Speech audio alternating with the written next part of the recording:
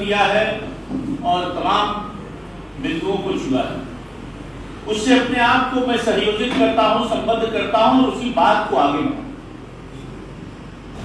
ये बाबा साहब भीमराव अंबेडकर एक ऐसे महापुरुष भारत की राजनीति में जिसका सर्वाधिक जिनके नाम पर वोट लेने का काम विपक्षी दलों ने किया है, वो आदरणीय बाबा साहब भीमराव अंबेडकर। इनको वोट का एक सिंबल माना गया। कैसे वोट लिया जाए, कैसे बरगलाया जाए, और सम्मान के बारे में भी बता रहे थे आदरणीय महेश जी कि भारत रत्न क्या उनका जब उन्होंने अपना प्राण त्याग किया तो रविदास मंदिर के लोग चाहते थे कि दिल्ली में जुलूस निकले उनके सम्मान में, वह भी कांग्रेस पार्टी ने अनुमति नहीं दी। आपको जान के हैरत होगी कि दिल्ली में संजय गांधी का स्मारक बना हुआ है जिनको कोई संवैधानिक जिम्मेदारी नहीं थी। राजीव गांधी, इंदिरा गांधी, नेहरू जी, वो तो हम कहना नहीं चाहते, लेकिन बाबा साहब भीमराव अंबेडकर जी का दाह संस्कार कांग्रेस पार्टी ने नहीं करने दिया दिल्ली के अंदर। उनको ले जाना पड़ा महाराष्ट्र, और वो भी निजी विमान से, सरकारी विमान नहीं दिया, और निजी विमान का भी पैसा उनकी पत्नी से 13 दिन के अंदर कांग्रेस पार्टी ने मांग लिया कि इसका भी भुगतान करिए। एक अपमान नहीं है, मैं उस विषय में नहीं जाना चाहता कि जो लोग चुनाव हराए बाबा साहब अम्बेडकर को या जो हरवाए उनको कैसे पद्म भूषण 1970 में दिया कांग्रेस पार्टी ने, या उन विषयों पर भी नहीं जाना चाहता कि पंचतीर्थ बनाने का काम आदरणीय नरेंद्र मोदी जी ने किया। आप देखिए सुप्रीम कोर्ट हो चाहे संसद भवन हो, बाबा साहब भीमराव अम्बेडकर जी जहां पढ़ने गए थे, बता रहे थे लंदन, वहां भी अधिग्रहण करके लेके जमीन वहां खरीद कर भारत सरकार ने उनका एक तीर्थ स्थल बनाने का काम किया। तो हम बाबा साहब भीमराव अम्बेडकर के नाम पर राजनीति नहीं करते, हमारे अंदर बाबा साहब भीमराव अम्बेडकर के प्रति सम्मान है। मैं आपको कहना चाहता हूं, दो तरह की चर्चाएं चलाई गई, नकली बहस की गई। एक चर्चा ये की गई कि साहब संविधान बदलने जा रहे हैं, लोकसभा चुनाव में किताब लेके गली गली घूमे लोग, जीतने का काम के आधार पर ये जीत नहीं सकते, तो संविधान बदलने का काम भारतीय जनता पार्टी करेगी, ऐसा डरवा कर लोगों ने वोट लेने का काम किया। मैं बताना चाहता हूं, आपका ध्यान कुछ अहम मुद्दों एवं प्रयोजनों की तरफ आकर्षित करना चाहता हूं। मुझसे तो कह रहे हो कि हमने किया क्या, याद है तुम्हें कि तुमने क्या किया। मैं आपको बताना चाहता हूं कि जब से संविधान बना है, संविधान दिवस मनाने का काम पहली बार 2015 में 26 नवंबर को आदरणीय नरेंद्र भाई मोदी जी ने किया। और ये 106 संशोधन में तथ्यों के आधार पर मैं पेशे से वकील हूं, उत्तर प्रदेश बार काउंसिल का चेयरमैन रहा, भारतीय जनता पार्टी का लीगल सेल देखता हूं, और इस नाते मैं आपको तथ्यों के आधार पर बात कर रहा हूं। एक बात भी मेरी गलत हो जाए तो बताइए, 106 संविधान संशोधन आज तक हुए आजादी के बाद से लेकर, और पिछले 11 साल में जब से आदरणीय नरेंद्र भाई मोदी जी की सरकार है, सिर्फ 8 संविधान संशोधन मोदी जी ने किया है, बाकी ये कांग्रेस को करने का काम है। और 8 संशोधन कौन से संशोधन है ये भी पता रहना चाहिए। 5 संशोधन सामाजिक न्याय को लेकर किया, पहले रहती हुई 33% महिलाओं को आरक्षण मिले, यह संशोधन है। हमने 102वां संशोधन किया जिसमें ओबीसी आयोग को संवैधानिक दर्जा दिया। एनएचएससी को लेकर 99वां संशोधन किया, तो 99 से लेकर 106 तक जो संशोधन किए गए वो सामाजिक न्याय पर, क्षेत्रीय समानता, लैंगिक समानता और जन्म और जाति के आधार पर कोई है और श्रेय नहीं है, जन्म और जाति के आधार पर कोई ऊंचा और नीचा नहीं है। यह करने के लिए ओबीसी आयोग और बाकी चीजों को करने के लिए हम लोगों ने संविधान संशोधन करने का काम किया। 8 संविधान संशोधन, 75 बार कांग्रेस पार्टी आजादी से लेकर संविधान संशोधन किए, 75 टाइम्स, 75 बार, और 14 संविधान संशोधन आदरणीय अटल बिहारी वाजपेयी अपने 3 कार्यकाल में किए थे, जिसमें 7 संविधान संशोधन भी क्षेत्रीय संतुलन बनाने के लिए और समानता और सामाजिक न्याय के लिए करने का काम किया। 4 संविधान संशोधन में कांग्रेस और जनसंघ की सरकार, समर्थित सरकार की तब किया, एक 65वां संविधान संशोधन किया जिसमें हमने SC/ST आयोग को संवैधानिक दर्जा दिया, और भी भारतीय जनता पार्टी और जनसंघ की समर्थित सरकार थी। और इसके अलावा इस देश में लोकतंत्र बचाने के लिए जो सबसे बड़ा संशोधन हुआ, 44वां संशोधन, वह भी भारतीय जनता पार्टी की समर्थित सरकार, जनसंघ की समर्थित सरकार और जिसमें सरकार में भाजपा के लोग शामिल थे वह करने का काम। मैं आपको विस्तार से बताना चाहता हूं कि किसने बाबा साहब भीमराव अम्बेडकर के संविधान को तोड़ा है, किसने बाबा साहब भीमराव अम्बेडकर की नीतियों को तोड़ा है, किसने बाबा साहब भीमराव अम्बेडकर के विचारों को तोड़ने का काम किया, उनके संविधान को खंडित करने का काम किया है, वह पॉलिटिकल पार्टी कांग्रेस पार्टी है। पहला संविधान संशोधन कब हुआ?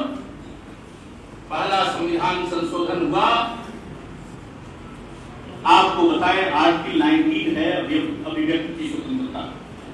1951 में ऑर्गेनाइजर ने एक लेख लिखा जो आरएसएस का मुखपत्र, और सुप्रीम कोर्ट ने जब ऑर्गेनाइजर पर प्रतिबंध लगाया गया तो सुप्रीम कोर्ट ने स्टे कर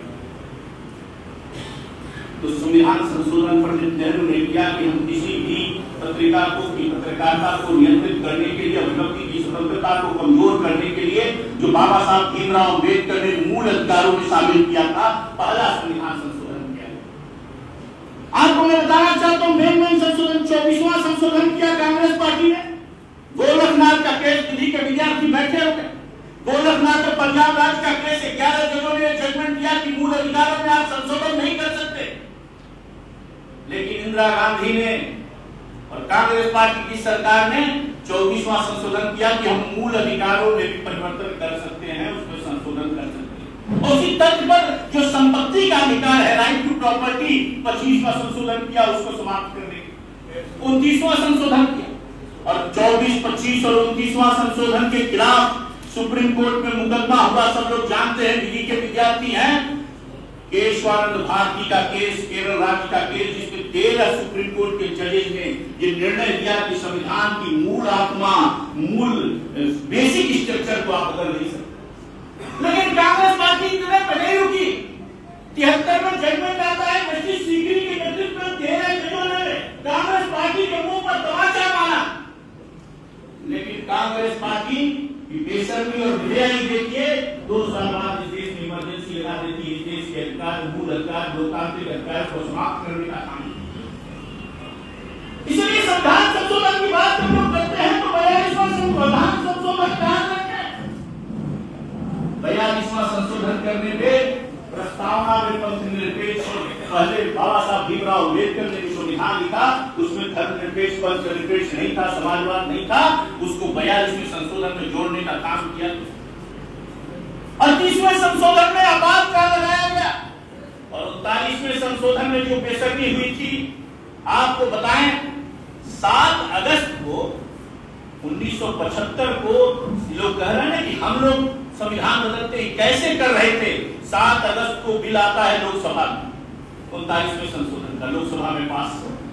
1975 में 8 अगस्त को राज्यसभा में पास कराया जाता हो बिल, और 9 अगस्त को शनिवार के दिन देश की 50% राज्यों से वो विधानसभाओं से पास कराया जाता है, और संडे के दिन, छुट्टी के दिन राष्ट्रपति के उस पर साइन कराए जाते हैं 10 अगस्त को। और 11 अगस्त को क्यों ऐसा किया गया मालूम? उसमें ये संशोधन था कि राष्ट्रपति का चुनाव, प्रधानमंत्री का चुनाव, उपराष्ट्रपति का चुनाव और लोकसभा अध्यक्ष का चुनाव आप चैलेंज नहीं कर सकते।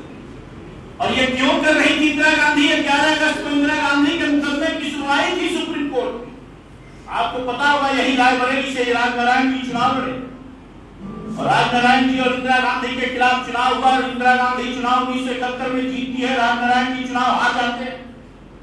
उसके बाद राजनारायण जी आरोप लगाते हैं कि इंदिरा गांधी ने सरकारी पदों का, सरकारी पैसे का, सरकारी लोगों का उपयोग करके चुनाव जीता है। और इसी इलाहाबाद की धरती पर जस्टिस जगमोहन सिन्हा ने निर्णय दिया कि हाँ ठीक है, ये वो पवित्र भूमि है, यहाँ पर काली कोर्ट की बिरादरी बैठी है, मैं नतमस्तक होता हूँ इनके सामने, क्योंकि ये वो कोर्ट है।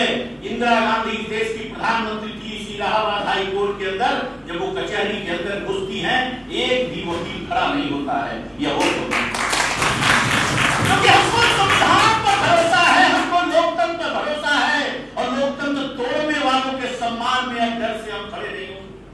जस्टिस जगमोहन सिन्हा ऑर्डर करते हैं कि इंदिरा गांधी का चुनाव रद्द किया जाए, देश की प्रधानमंत्री थी। उस ऑर्डर के खिलाफ इंदिरा गांधी नागी पालकी वाला के दरवाजे पर नानी पालकीवाला ने उस ऑर्डर को देखा और कहा ठीक है, इस मुकदमे को बहस करेंगे। 23 जून 1975 को नानी पालकीवाला इंदिरा गांधी का मुकदमा बहस करते हैं और जस्टिस कृष्णा अय्यर की हेडेड बेंच ने इंटरिम रिलीफ दी कि इंदिरा गांधी पार्लियामेंट की प्रोसीडिंग को अटेंड कर सकती। लेकिन आपको बताएं कि इंदिरा गांधी की मति मारी गई थी 2 दिन बाद बेटे के कहने पर, और उनकी मति इतनी मारी गई थी कि उन्होंने इस देश में आपातकाल लगा दिया। यह बात पालकीवाला को खराब लगी कि कोई वकील बगैर पूछे हमसे ये काम कर रहा है, क्योंकि पालकीवाला इससे सहमत नहीं थे, उनको जानकारी नहीं दी गई। और उसके बाद जब इंदिरा गांधी के दरवाजे पर, पालकीवाला के दरवाजे पे इंदिरा गांधी जाती है 10 अगस्त को, ये सब करने के बाद पालकीवाला ने इंदिरा गांधी को फीस और फाइल के साथ वापस कर दिया और कहा कि मैडम गांधी, हम आपका मुकदमा नहीं लड़ेंगे। मैं आपको ये बता रहा हूं कि इस देश में कितनी ताकत है, इस देश की जनता के अंदर कितनी ताकत है, कोई कितनी तानाशाही कर ले। और इनका काला सच, बार बार बाबा साहब अम्बेडकर के संविधान को तोड़ने का काम किया, बार बार मरोड़ने का काम किया। और इसके अलावा मैं बताऊं, डिटेल बताएंगे कि बड़ा लंबा हो जाएगा, सारे संविधान संशोधन बता सकते हैं, लेकिन आपको बताना चाहता हूं एक विषय। मैं सुल्तानपुर जौनपुर का बॉर्डर है, बेलवाई, और वहां का रहने वाला। वहां से एक दिन एक दलित हमारे साथी ने फोन किया, राम आश्रय, कि बाबूजी हमको पुलिस पकड़ने आई है और ले जा रही है, आप वकील है, मदद करिए। हमने कहा क्या हो गया?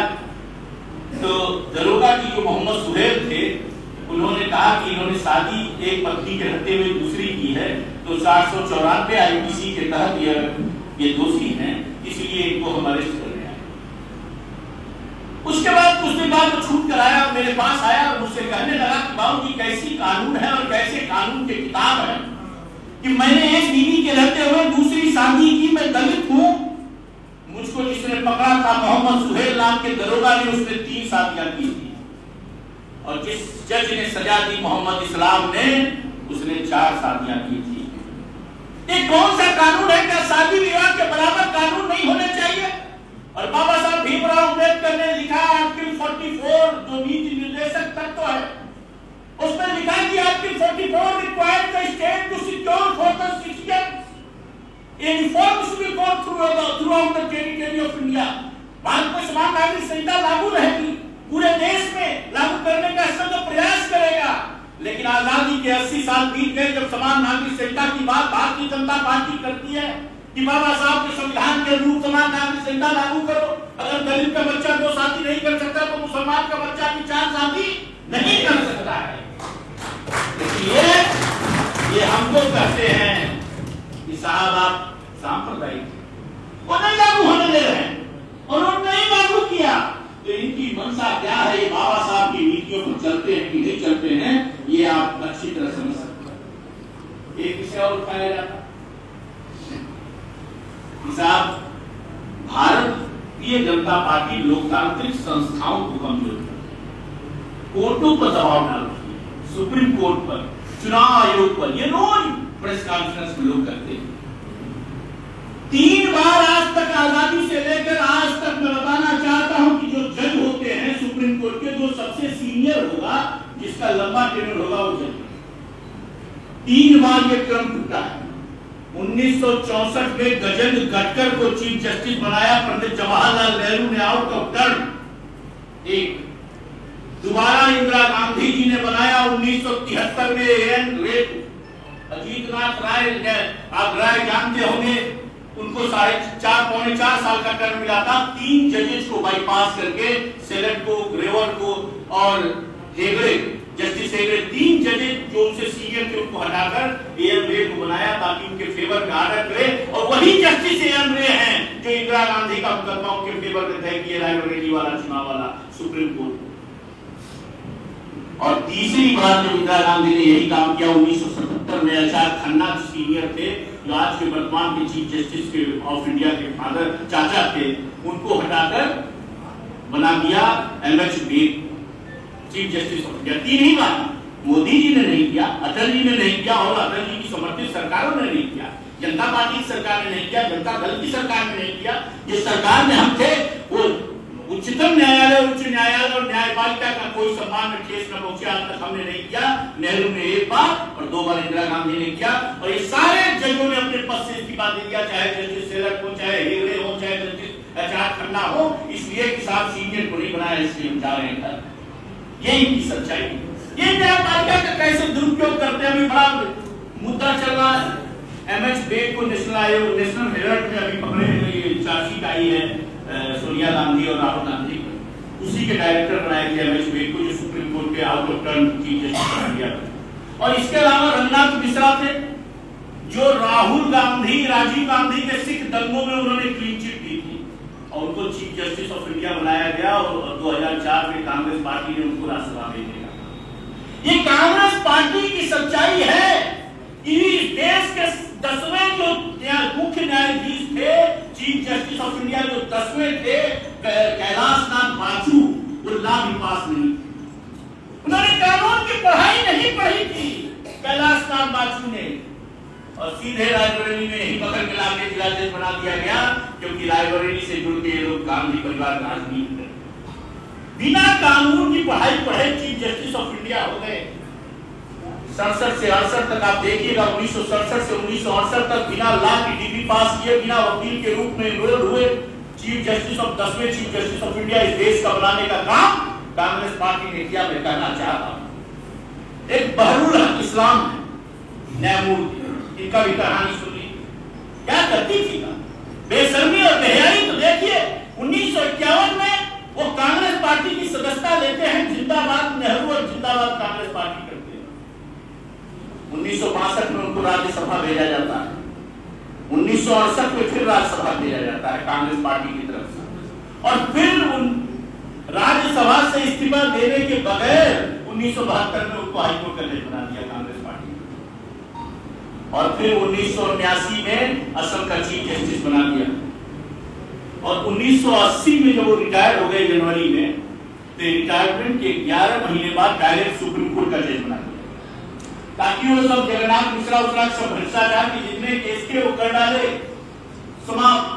तो ये न्यायपालिका से कैसे न्यायपालिका का कमजोर किया गया, और 4 दिसंबर 1980 को सुप्रीम कोर्ट के जज बनते हैं बारुल इस्लाम, और उन्होंने बेशर्मी के साथ इतने निर्णय दिए हैं कांग्रेस पार्टी के फेवर में, जो कानून से एकदम अलग, उस विस्तार में नहीं जाना चाहता, और बेटा से उनको लोकसभा में लड़ाना चाहती थी कांग्रेस पार्टी।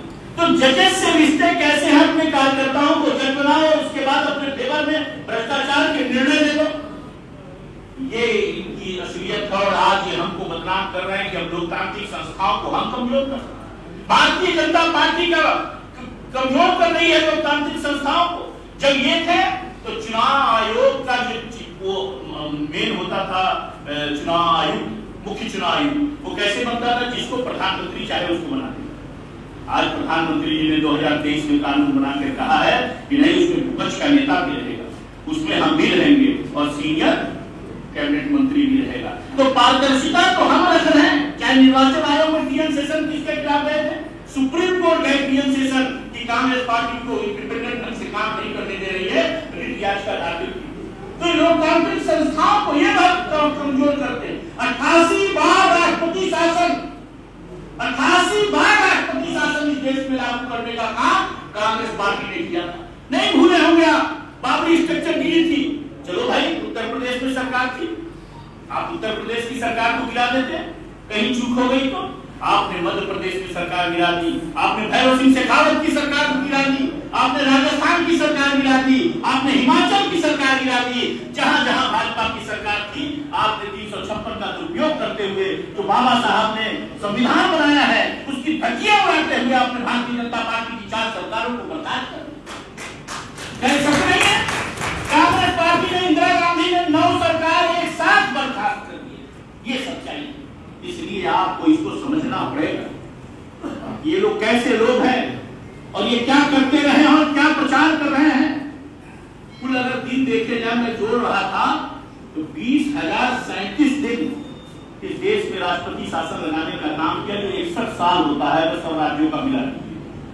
तो लोकतंत्र में जीती हुई सरकार को ये एक बना था राष्ट्रीय सलाहकार परिषद, जिसकी अध्यक्षता हो गई करती थी सोनिया गांधी। हम समझ नहीं पाए कि ये बाबा साहब अम्बेडकर जी के संविधान में कहा लिखा था, क्योंकि सुपर पीएम बनना था, मनमोहन सिंह से ऊपर पीएम बनना था, इसलिए एक नया पद क्रिएट किया गया। मैं कहना चाहता हूं अब तीसरा और आखिरी आरोप उसको भी कहकर अपनी बात समाप्त करेंगे। एक कहते हैं कि आरक्षण को हम समाप्त करना चाहते हैं, यह भी आरोप लगाते हैं। क्यों पुरुषोत्तम जी गलत कर, ये भी आरोप लगाते तो होंगे।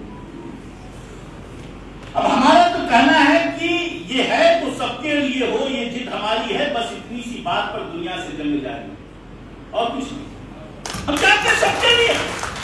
हम ये मानते हैं, हमारे अंदेव जी ने कहा कि अस्पृश्यता मानवता के माथे पर कलंक, और अस्पृश्यता पाप नहीं है तो संसार में कुछ भी पाप नहीं। हम उस विचार के हैं, आरक्षण समाप्त करना चाहते हैं। ये क्या किए थे? 1956 में काका कालेलकर की रिपोर्ट आई पिछड़ों के आरक्षण को लेकर, उसको नेहरू जी ने डस्टबिन में डाल दिया। 1961 में पत्र लिखा पंडित जवाहरलाल नेहरू को, उस पत्र की कॉपी आपको हम दे देंगे। मुख्यमंत्रियों को पत्र लिखा कि आरक्षण नहीं होना चाहिए, ये पंडित नेहरू के पत्र हैं। इंदिरा गांधी ने भी पिछड़ों के आरक्षण के लिए कुछ नहीं किया। 3 मार्च 1985 को राजीव गांधी ने कहा कि आरक्षण मूर्खों को बढ़ाने वाला कदम है। ये पार्लियामेंट के अंदर का भाषण है राजीव गांधी का, 3 मार्च 1985 का। और 1990 में राजीव गांधी ने 2.5 घंटे लगातार भाषण दिए थे, जो सबसे लंबा भाषण था, और वो भाषण लोकसभा में आरक्षण के खिलाफ किया गया था। ये कहना चाहता हूं। इसलिए आप इस सच्चाई को समझिए। आज भी कांग्रेस पार्टी की जहां सरकार है, कर्नाटक में, आंध्रा में, तेलंगाना में, वहां मुसलमानों को आरक्षण ये दे रहे हैं 4% कितने परसेंट, और संविधान के खिलाफ जाकर धार्मिक आरक्षण आप नहीं लागू कर सकते। किसका ये हक जा रहा है? पिछड़ों का, दलितों का।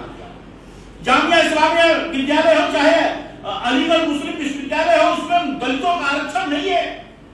और ये हमारे ऊपर आरोप लगाते हैं कि आरक्षण, ये तुष्टीकरण के करने वाले लोग, साहबानों केस हो और चाहे जितने भी मामले हो, आप देखिए आरक्षण के खिलाफ इन लोगों ने कदम उठाया, और आरक्षण के साथ कौन खड़ा?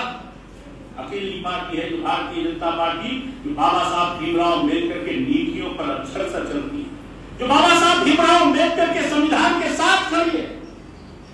बाबा साहब अम्बेडकर और भारतीय जनता पार्टी का मैं बताना चाहता हूं, दीनदयाल जी के चित्र लगे हैं, चाहे स्वामी विवेकानंद हो और चाहे दीनदयाल उपाध्याय हो, चाहे बाबा साहब भीमराव अम्बेडकर।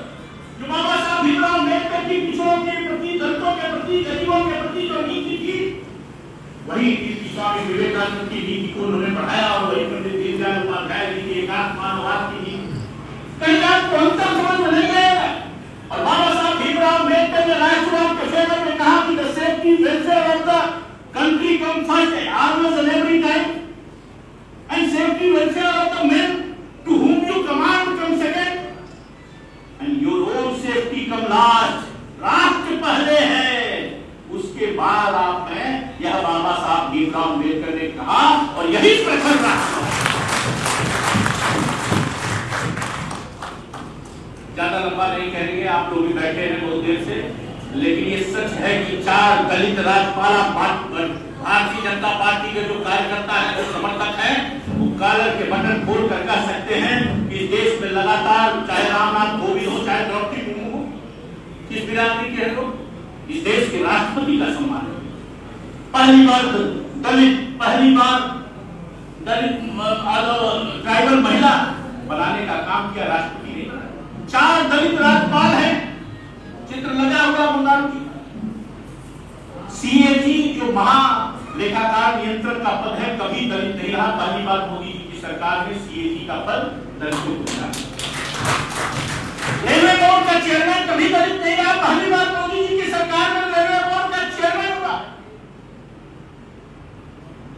यही नहीं, 12 SC ST के मंत्री हैं केंद्र में, और 27 पिछड़ी जाति के हैं, और उत्तर प्रदेश सरकार में 20 पिछड़े मंत्री हैं और 9 दलित हैं। ये सर्वाधिक है, इतना समझते नहीं।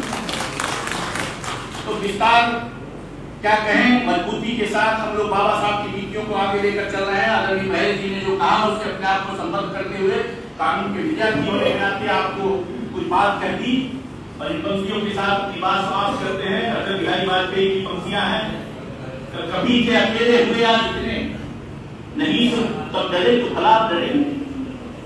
कभी थे अकेले हुए आज इतने, नहीं तब डरे तो भला आप डरेंगे।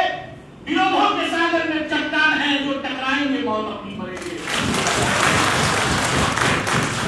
ये हाथ से भर कभी न झुकेगा, कदम बढ़ रहा है कभी न रुकेगा, न सूरज के सम्मुख अंधेरा मिटेगा। निडर है सभी हम, अमर है सभी हम, क्योंकि सर पर हमारे ऊपर दस्त करता, गगन पे लहरता है भगवा हमारा, गगन पे लहरता है भगवा हमारा। और